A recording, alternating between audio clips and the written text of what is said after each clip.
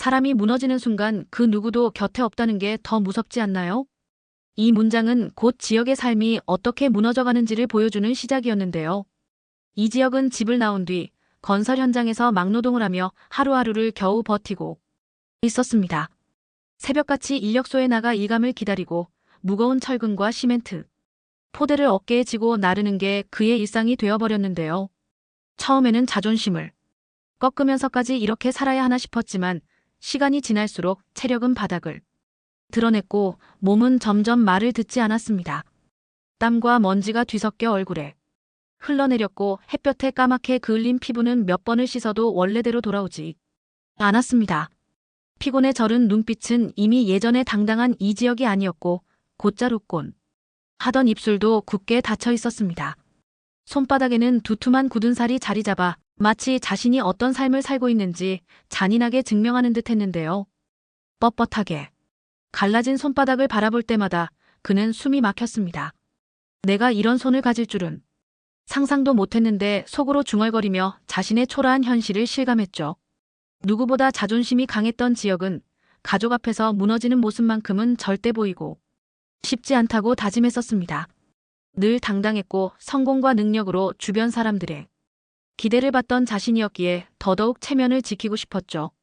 하지만 막상 현실은 달랐습니다. 돈은 하루 벌어 하루 쓰기에 빠듯했고 몸은 녹초가 되어 잠자리에 눕기 바빴습니다. 무엇보다 자신이 이 집안의 자랑이라 여겨지던 시절은 이미 흔적조차 사라진 듯 했습니다. 그날도 철근을 옮기다 다리에 힘이 풀려 주저앉자 동료들의 무심한 시선이 자신을 찌르는 것 같았습니다. 젊고 능력 있던 자신이 이제는 아무도 신경 쓰지 않는 인력 중 하나로 전락했다는 사실이 견디기 힘들었는데요. 지역은 땅바닥에 손을 짚은 채 자신도 모르게 낮은 목소리로 중얼거렸습니다. 내가 이렇게까지 해야 하나, 정말 다 끝난 건가? 그 목소리에는 단순한 피곤함만이 아니라 분노와 자책이 한데 섞여 있었습니다. 아버지와 맞서 싸우며 집을 나온 결심이 옳았는지 아니면 너무 섣부른 반항이었는지 스스로를 원망하기도 했습니다. 그러나 동시에 다시 돌아갈 용기도 자존심을 내려놓을 용기도 없다는 사실이 더 큰 고통이었습니다. 하지만 상철에 대한 반항심은 여전히 지역을 지탱하고 있었습니다. 그는 고개를 떨군 채 속으로 수없이 되뇌었어요. 아버지는 절대 날 이해하지 못해요. 나한테 아버지처럼 살라고 하지 말라고 했던 말, 결국 틀리지 않았잖아요. 그 말은 처음에는 자신을 붙잡아주는 끈 같았는데요. 아버지와 다르게 살겠다는 결심은 마치 살아있다는 증거처럼 느껴졌습니다. 그는 땀에 젖은 옷을 짜내면서도 다시 곡괭이를 들면서도 그 다짐 하나로 하루를 버텼습니다. 마치 자존심을 지키는 마지막 보루처럼 말이죠. 그런데 시간이 흐르면서 그 말이 오히려 자신을 더 깊은 절망으로 몰아넣기도 했습니다. 아버지를 거부하며 선택한 길이 이렇게 고단하고 외로운 길일 줄은 몰랐기 때문입니다. 아버지는 이해 못해라며 버텼지만 막상 현실 속에서 무너지고 있는 자신을 발견할 때마다 가슴은 찢어지듯 아팠습니다. 밤이 되면 숙소 한쪽에 쭈그려 앉아 손에 난 굳은 살을 천천히 만져보곤 했습니다. 이게 내가 선택한 삶의 증거라면 나는 대체 뭘 위해 이러고 있는 걸까? 그렇게 중얼거릴 때마다 마음속에서는 분노와 자책이 동시에 끌어올랐습니다. 분명히 아버지의 삶을 거부했는데 아이러니하게도 자신이 걸어가는 길이 더 비참하게 느껴졌습니다. 나는 다르다라고 외쳤지만 막상 세상은 그의 고집을 무너뜨리고 있었던 겁니다. 반항심이 버팀목이자 동시에 올가미가 되어 지역은 그 안에서 점점 더 옥죄이고 있었습니다. 그는 어쩔 수 없이 이렇게 되묻곤 했습니다. 정말 나는 옳았던 걸까? 아버지를 부정한 게 내 인생을 지켜낸 게 아니라 망친 건 아닐까? 이런 생각이 들 때마다 그는 자신을 더 몰아붙였고 그 몰아붙임은 또 다른 고통을 만들어냈습니다. 어느 날 지역은 현장에서 평소보다 더 무리하며 일하다가 결국 한순간에 다리에 힘이 풀려 쓰러지고 말았습니다. 무거운 철근을 옮기던 중이었는데 손에서 미끄러진 철근이 바닥에 쿵 하고 떨어지는 소리와 함께 사람들의 놀란 비명이 들려왔습니다. 동료들이 달려와 급히 그를 부축했고 누군가는 다급하게 구급차를 불러 세웠습니다. 빨리, 빨리 옮겨. 라는 목소리 사이에서 지역은 아득하게 눈을 감았다가 뜨기를 반복했습니다. 간신히 목숨은 건졌지만 그 순간 지역의 마음은 산산이 부서지고 말았던 겁니다. 누구보다 강하다고, 누구보다 자신감 넘치던 자신이 이렇게까지 나약해질 줄은 정말 몰랐습니다. 구급차 안에서 흔들리는 불빛을 바라보며 지역은 속으로 중얼거렸습니다. 내가 이렇게까지 비참해질 줄은 몰랐는데 그 말에는 믿기지 않는 현실에 대한 분노와 스스로를 탓하는 깊은 자책이 섞여 있었습니다. 아무리 애써도 현실은 자신을 밀어내고 있었고 자존심은 이미 무너져 내린 지 오래였습니다. 그날 밤 혼자 남은 지역은 결국 극단적인 생각까지 떠올리게 되었습니다. 건설 현장 한쪽, 아직 마무리되지 않은 고층 건물의 비계 위로 천천히 올라간 겁니다. 높이 올라갈수록 바람은 거세게 불어왔고 어둠 속에서 반짝이는 도시의 불빛들이 아득하게 멀리 내려다 보였습니다. 그는 난간에 손을 얹고 밑을 내려다보았는데요. 한순간 심장이 얼어붙는 듯 했습니다. 땀에 젖은 얼굴을 스치는 차가운 바람은 그의 의지를 시험하듯 매섭게 불어왔습니다. 지금 그냥 끝내버릴까? 그 한마디는 단순한 생각이 아니었습니다. 몸이 실제로 앞으로 기울여질 만큼 지역의 발끝은 아슬아슬하게 흔들리고 있었습니다. 아래를 바라보는 눈빛에는 두려움과 해방감이 동시에 깃들어 있었는데요. 한 발자국만 내디디면 더는 고통도 수치도 아버지와의 갈등도 사라질 것만 같았습니다. 하지만 동시에 그 한 발자국이 자신이 가진 모든 것의 끝이라는 사실도 알고 있었습니다. 지역은 손에 힘을 주었다가 풀기를 반복하며 스스로와 싸우고 있었습니다. 머릿속에서는 아버지의 차가운 말과 은호의 냉정한 표정이 교차했습니다. 아버지는 날 이해하지 못해요. 지역이라는 사람, 더는 듣고 싶지 않아요. 그 말들이 벼락처럼 꽂히며 가슴을 짓눌렀습니다. 그는 눈을 감고 깊게 숨을 내쉬며 자신이 어디로 가야 할지, 지금 이 순간 무엇을 선택해야 할지를 온몸으로 버텨내고 있었습니다. 하지만 바로 그때 주머니 속에서 진동이 울렸습니다. 지역은 무심코 휴대폰을 꺼내 들었는데 화면에 뜬 것은 다름 아닌 은호의 메시지였습니다. 그것은 최근에 주고받은 대화 기록이었는데요. 며칠 전 은호가 동아리 사람들과 얘기하다가 무심히 흘려버린 한마디가 저장된 채 남아 있었습니다. 지역이라는 사람, 나는 더 이상 듣고 싶지 않아. 짧고 차가운 그 말이었지만 지역의 심장에는 날카로운 비수처럼 꽂혀 있었습니다. 그 순간의 기억이 고스란히 되살아났습니다. 은호의 눈빛, 그 속에 담긴 서늘한 무심함, 그리고 목소리의 떨림 없는 단호함이 다시 귓가에 울려 퍼졌습니다. 마치 누군가가 옆에서 직접 속삭이는 것 같았습니다. 지역은 잠시 발걸음을 멈춘 채 휴대폰을 꼭 쥐었습니다. 손끝이 떨렸고 눈가에는 알 수 없는 열기가 번졌습니다. 분명히 그 말은 그를 단절시키려는 선언이었는데도 아이러니하게도 그 차가움이 지금껏 자신을 붙잡고 있던 이유가 되었습니다. 그 말이 없었다면 그는 아마 이미 모든 것을 포기했을지도 모릅니다. 하지만 은호의 거절은 오히려 그에게 증명해야 할 이유를 남겨주었는데요. 그래, 내가 나를 더는 보고 싶지 않다 했지. 하지만 나는 너에게 보이고 싶다. 내가 이렇게 끝나버린 게 아니라는 걸. 눈을 감은 지역은 가슴 깊은 곳에서 복잡한 감정을 느꼈습니다. 분노와 슬픔, 그리고 이상한 집착이 동시에 뒤엉켰습니다. 나는 아직 끝낼 수 없어. 오히려 끝내면 안 돼. 그래, 나를 증명해야 해. 그의 마음속에서 다짐이 다시 불붙기 시작했습니다. 단순히 아버지를 향한 반항도, 세상에 대한 고집도 아니었습니다. 은호에게 버려지지 않겠다는, 은호에게 여전히 존재감을 남기고 싶다는 절박한 심정이 그를 비계에서 붙잡아 내린 겁니다.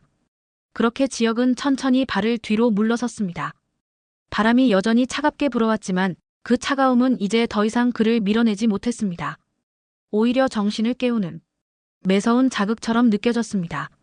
그는 크게 숨을 들이마시며 마치 스스로에게 다시 살아갈 이유를 부여하듯 속으로 중얼거렸습니다. 아직 여기서 끝낼 수 없어. 나는 다시 일어날 거야. 반드시 내가 어떤 사람인지 보여줄 거야. 그리고 그렇게 지역은 비계에서 내려왔습니다. 발끝은 여전히 떨렸고 심장은 두근거리며 불안정했지만 그 불안조차도 다시 살아가야 할 증거처럼 느껴졌습니다. 그날 이후 그는 무너진 자존심 위에서 새로운 결심을 다지기 시작했습니다. 한편 지은호는 요즘 들어 마음이 점점 더 복잡해지고 있었습니다. 친구들의 권유로, 억지로 소개팅 자리에 나가보았지만 정작 상대방이 무슨 말을 하는지 귀에 들어오지도 않았습니다. 억지로 미소를 지어보려 했지만 얼굴은 자꾸만 굳어만 갔습니다. 대화 도중 문득 고개를 돌리면 그녀의 눈앞에는 어느새 지역의 모습이 겹쳐지곤 했습니다. 저 사람은 지금 어디서 뭘 하고 있을까? 밥은 제대로 먹고 있는 걸까? 생각하면 생각할수록 마음 한구석이 무겁게 가라앉았는데요. 소개팅 자리가 끝나고 집으로 돌아오는 길에도 은호는 도무지 발걸음을 가볍게 할 수 없었습니다. 거리를 스쳐가는 사람들 속에서도 자꾸 지역과 닮은 뒷모습이 보였고 버스 창가에 비친 얼굴마저도 지역과 겹쳐 보였습니다. 떨쳐내려 고개를 흔들었지만 오히려 그럴수록 지역의 모습은 더 선명하게 떠올랐습니다. 왜 이렇게까지 생각나는 걸까? 나는 분명 끝내겠다고 다짐했는데 스스로를 다그치면서도 그 다짐이 자꾸 흔들리고 있었습니다. 그런데 동시에 그녀의 귓가에는 성재의 목소리가 자꾸 맴돌았습니다. 은호 후배, 나 어떻게 생각해요? 그 말은 단순히 농담처럼 흘려버릴 수도 있는 말이었지만 은호는 결코 그렇게 느낄 수 없었습니다. 성재의 눈빛에는 장난기가 아닌 진심이 담겨 있었고 그 순간만큼은 그녀도 심장이 크게 뛰는 걸 느꼈습니다. 언제나 곁에서 묵묵히 도와주던 성재, 힘들 때마다 아무 말 없이 지켜주던 성재. 생각해보면 그 존재가 자신에게 얼마나 의지가 되었는지 은호는 뒤늦게 깨닫기 시작했습니다. 하지만 마음속 깊은 곳에는 여전히 지역이 자리하고 있었습니다. 오래도록 가슴속에 담아왔던 짝사랑의 기억은 쉽게 지워지지 않았습니다. 은호는 성재와 지역 두 사람 사이에서 끝내 갈피를 잡지 못한 채 혼란스러워졌습니다. 나는 왜 이렇게 흔들리고 있는 걸까? 차라리 지역을 완전히 잇든지 아니면 성재의 마음을 받아들이든지 해야 하는데 스스로를 질책하면서도 정작 행동으로는 아무것도 할 수 없었습니다. 그녀는 창문에 비친 자신의 얼굴을 보며 조용히 중얼거렸습니다. 나 정말 한심하다. 두 사람 사이에서 이러지도 저러지도 못하고 그렇게 말했지만 마음 한편에서는 알 수 없는 불안과 기대가 동시에 꿈틀거렸습니다. 마치 곧 다가올 어떤 선택이 자신을 기다리고 있다는 예감처럼 말이죠. 은호는 결국 성재를 피하고 싶어 했습니다. 마음속에서는 분명히 선을 그어야 한다고 다짐했는데요. 하지만 아이러니하게도 막상 성재와 마주칠 때마다 묘한 편안함이 느껴졌습니다. 늘 옆자리에 있어주는 사람처럼 그의 말투와 태도 속에는 따뜻함이 배어 있었고 그 따뜻함이 은호를 무너뜨렸습니다. 성재는 은호에게 티를 내지 않으려 애쓰고 있었습니다. 겉으로는 무심한 척 후배를 챙기는 선배처럼 굴었지만 그의 눈빛은 언제나 거짓이 없었습니다. 은호는 그 시선을 외면하려 해도 자꾸만 마음이 흔들렸습니다. 이건 단순한 호의가 아니잖아. 진심이 담겨 있잖아. 그렇게 속으로 느끼며 당황스러워했죠. 은호는 혼잣말처럼 중얼거렸습니다. 왜 하필 지금 왜 이렇게 헷갈리게 만드는 건데? 지역을 잊으려 애쓰던 순간마다 성재가 불쑥 다가와 마음을 흔드는 것 같았습니다. 더는 지역을 붙잡지 말자고 다짐하면서도 성재의 다정함 속에서 의도치 않게 안도감을 느끼는 자신이 미워졌습니다. 마음은 분명 복잡했고 그 복잡함은 날이 갈수록 더 커져만 갔습니다. 성재는 달랐습니다. 겉으로는 늘 여유로운 미소를 짓고 있었지만 속마음은 복잡하게 흔들리고 있었죠. 지역을 향한 감정은 동정과 분노가 교차했습니다. 친구로서 안쓰럽기도 했지만 동시에 경쟁자로서의 질투와 억눌린 분노도 함께 솟구쳤습니다. 하지만 은호 앞에 서는 순간만큼은 달랐습니다. 그때의 성재는 다른 어떤 감정도 숨기지 않고 오직 진심만을 보여주려 애썼습니다. 그러던 어느 날 성재는 지완을 따로 불러냈습니다. 그는 무심한 듯 그러나 은근한 카리스마를 담아 말을 꺼냈습니다. 내 형처럼 살고 싶지 않지? 내가 오히려 가족을 살릴 수 있어. 그 말은 단순한 충고가 아니라 유혹에 가까운 달콤한 제안이었습니다. 지완은 순간 아무 말도 하지 못하고 눈만 껌뻑였습니다. 무직 상태로 자신감이 바닥까지 떨어져 있던 그는 그 말에 깊이 흔들렸습니다. 성재는 재차 교묘하게 화제를 돌리며 지완의 마음을 파고들었습니다. 그는 상철과 다정, 이야기를 은근히 꺼내들며 자극을 주었죠. 너만 잘하면 아버지랑 어머니가 더는 힘들어하지 않아. 너희 가족이 다시 서는데 내 역할이 필요해. 지환의 눈빛은 점점 흔들렸습니다. 마음속 깊은 곳에서는 형에게 눌려 살아온 자격지심이 고개를 들고 있었고 동시에 부모에게 인정받고 싶은 갈망이 그를 더 불안하게 만들었습니다. 성재의 말은 마치 오래된 상처를 정확히 눌러대는 듯했죠.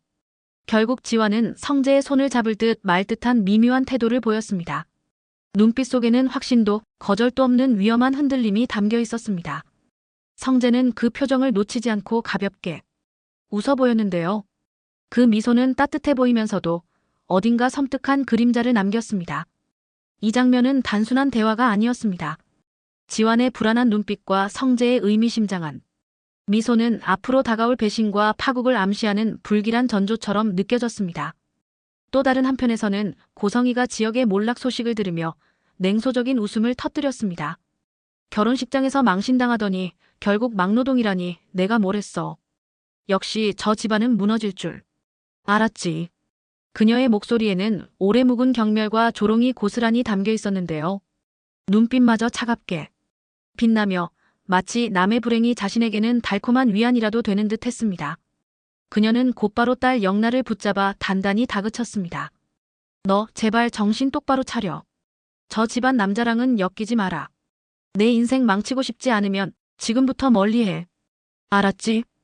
영나는 엄마의 말에 고개를 끄덕였지만 마음 한구석이 무겁게 내려앉았습니다. 엄마의 말은 늘 현실적이었지만 동시에 숨이 막히게 하는 족쇄 같았거든요. 아이러니하게도 바로 그날 영나는 우연히 길에서 쓰러져 있는 지역을 발견하게 되었습니다. 땀에 젖고 얼굴이 창백해진 채 길가에 앉아있는 지역은 예전 자신이 알던 당당한 모습과는 너무 달랐습니다. 순간 영나의 마음은 놀람과 연민으로 흔들렸습니다. 그녀는 급히 다가가 작은 생수병을 꺼내 건넸습니다. 괜찮으세요? 너무 무리하는 거 아니에요? 짧은 한마디였지만 그 속에는 진심 어린 걱정이 묻어나 있었습니다. 지역은 한순간 말을 잇지 못했습니다. 사람들의 비웃음과 무관심 속에서 하루하루를 버티던 자신에게 이렇게 따뜻한 시선을 건네는 사람이 있다는 게 믿기지 않았던 겁니다. 그는 떨리는 손으로 물을 받아들며 겨우 목을 축였는데요. 차갑게 스며드는 물맛과 함께 영나의 눈빛이 이상하게도 그의 얼어붙은 가슴을 녹여주는 것 같았습니다. 괜찮습니다. 그냥 조금 무리했을 뿐이에요. 지역은 애써 태연하게 대답했지만 목소리에는 고마움이 스며 있었습니다. 영나는 지역의 대답에 잠시 미소를 지었고 그 미소는 지역에게 오래도록 남았습니다. 그러나 바로 그 순간 새로운 갈등의 불씨가 조용히 피어올랐습니다. 고성희의 경고가 귓가에 생생히 남아있던 영나는 자신이 지금 하고 있는 행동이 엄마의 뜻을 거스르는 것임을 분명히 알고 있었기 때문입니다. 동시에 지역은 마음속에서 묘한 혼란을 느꼈습니다. 왜 하필 이 아이가 나를 도와주는 거지? 나한테 이렇게 따뜻하게 대해도 되는 건가? 짧은 만남이었지만 그 만남은 두 사람의 마음속에 지울 수 없는 흔적을 남겼습니다. 영나의 따뜻한 손길은 지역에게 오랜만에 인간다운 위로를 안겨주었고 지역의 초라한 모습은 영나에게 엄마의 권위와는 다른 현실적인 연민을 불러일으켰습니다. 그날이 조우는 앞으로 또 다른 갈등과 파국을 예고하는 서막이 되었습니다. 시간이 흘러 은호는 다시 지역을 우연히 마주쳤습니다. 그 순간 오래 눌러왔던 감정들이 한꺼번에 치밀어 오르는 듯 했는데요. 하지만 지역은 잠시 눈빛을 마주친 뒤 곧바로 얼굴을 돌리고 황급히 자리를 떠났습니다. 초라한 자신의 모습을 은호에게 들키고 싶지 않았던 겁니다. 깔끔한 정장을 입고 당당하던 옛날과 달리 지금의 자신은 땀에 젖고 피곤해 지친 모습뿐이었으니까요. 차라리 모른 척하는 게 낫다. 그렇게 애써 담담한 척했지만 그의 걸음걸이는 무겁고 불안정했습니다. 그 뒷모습을 바라보던 은호의 눈에는 이내 눈물이 맺혔습니다. 마음속 깊은 곳에서 그를 붙잡고 싶은데 입술은 끝내 열리지 않았습니다. 결국 그녀는 속으로 중얼거릴 수밖에 없었죠. 왜 나를 피하는 거예요, 선배? 나는 아직 이렇게까지 끝내고 싶지 않은데. 그 말은 누구에게도 들리지 않았지만 은호의 떨리는 눈동자와 흔들리는 마음이 고스란히 전해지고 있었습니다. 바로 그때 카페 문이 열리며 성재가 들어왔습니다. 그는 은호를 발견하자 따뜻하게 웃으며 다가왔습니다. 은호 후배, 이제 나만 봐요. 그 한마디는 농담처럼 들렸지만 사실은 오랜 시간 마음속에 담아왔던 고백의 시작이었습니다. 성재의 시선은 진지했고 그 눈빛 속에는 흔들림 없는 확신이 담겨 있었습니다. 은호는 순간 가슴이 요동쳤습니다. 하지만 동시에 지역의 뒷모습이 떠올라 대답을 하지 못한 채 고개를 숙이고 말았습니다. 눈을 내리깔며 두 사람 사이의 공기를 피하려 했지만 마음속에서는 복잡한 파도가 일고 있었죠. 그 장면을 밖에서 지켜보던 지역은 끝내 발걸음을 옮기지 못했습니다. 문 앞에 서서 유리창 너머로 두 사람을 바라보며 손을 움켜쥐었습니다. 그의 눈빛에는 억눌린 슬픔과 분노, 그리고 놓치고 싶지 않은 미련이 뒤섞여 있었습니다. 문 밖의 지역 안에서 성재를 마주한 은호. 세 사람의 감정이 교차하며 이야기는 이제 돌이킬 수 없는 삼각관계의 불길 속으로 치닫게 되었습니다. 지역은 아직 완전히 무너진 것은 아니었습니다. 몸은 지쳐 있었고 생활은 나날이 초라해져 갔지만 마음속 어딘가에는 여전히 버티고자 하는 불씨가 남아 있었습니다. 그러나 그 불씨는 바람에 꺼질 듯 위태로웠습니다. 아무도 믿지 못하고 어디에도 기댈 수 없는 상황에서 그는 하루하루를 겨우 이어가고 있었는데요. 낮에는 무겁고 거친 노동으로 몸을 혹사시키고 밤에는 허름한 숙소에서 천장을 바라보며 자신을 갉아먹는 생각에 사로잡혔습니다. 나는 도대체 어디서부터 잘못된 걸까? 정말 돌아갈 길은 없는 걸까? 하지만 그의 마음속에는 여전히 극단적인 선택의 그림자가 드리워져 있었습니다. 단순히 피곤해서 드는 순간적인 생각이 아니라 점점 습관처럼 찾아오는 어두운 충동이었습니다. 건설 현장의 높은 비계나 철골 구조물을 올려다볼 때마다 그는 자신도 모르게 밑을 내려다보며 아득한 감정에 휩싸였습니다. 한 번에 끝낼 수 있다면 차라리 이게 낫지 않을까? 그런 생각이 불쑥 고개를 들 때마다 심장은 서늘해지고 손끝은 저릿해졌습니다. 더 큰 문제는 성재와 은호 사이의 묘한 기류가 점점 깊어지고 있다는 사실이었습니다. 그 사실은 지역의 고독을 한층 더 증폭시켰습니다. 은호가 성재의 곁에서 미소 짓는 모습을 떠올릴 때마다 가슴은 죄어왔고 스스로를 더 초라하게 만들었습니다. 나는 이제 그녀의 눈에 보이지도 않는 존재인가. 이런 자책은 지역의 어깨를 무겁게 짓눌렀습니다. 고독은 점점 커졌습니다. 하루에도 몇 번씩 찾아오는 불안과 외로움은 그를 잠식했고 그 고독은 마치 시한폭탄처럼 언젠가 반드시 폭발할 것만 같았습니다. 주변 사람들은 그의 변화를 제대로 알지 못했고 심지어 본인조차도 그 순간이 언제 닥쳐올지 알 수 없었습니다. 단지 분명한 건 지역이 점점 더 위험한 벼랑 끝에 몰리고 있다는 사실뿐이었습니다.